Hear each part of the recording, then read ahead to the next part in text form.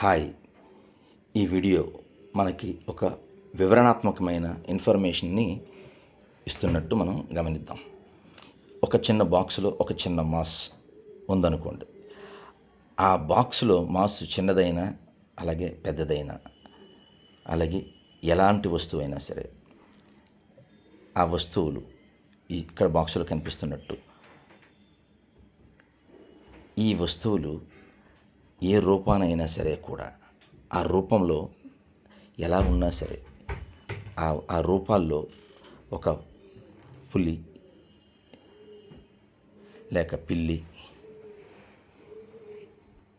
లేక ఏనుగు ఇలా ఎన్ని రూపాలైనా సరే కూడా ఆ చిన్నదైన మాసు చాలా పెద్దదైన ఆ మాసు ట్రావెల్ అవుతున్నప్పుడు అంటే ఫర్ ఎగ్జాంపుల్ 1 మీటర్స్ పర్ సెకండ్తో ట్రావెల్ అవుతున్నప్పుడు దాని ఎనర్జీ 1 టైం ఉంటుంది. అలాగే 2 మీటర్స్ పర్ సెకండ్తో ట్రావెల్ అవుతున్నప్పుడు 2 టైమ్స్ ఉంటుంది. అలాగే ఈక్వల్ లైట్ వెలాసిటీతో ట్రావెల్ అయితే అంటే లైట్ వెలాసిటీ మనకు తెలిసిన విషయమే 3 × 10⁸ metres per second.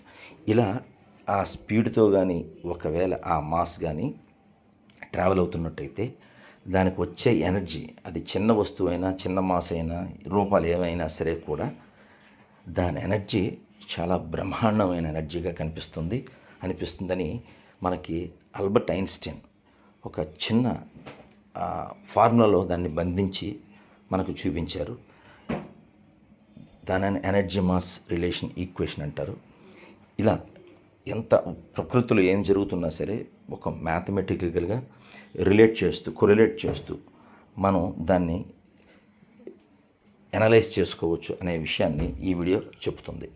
So thanks for watching and subscribe my channel.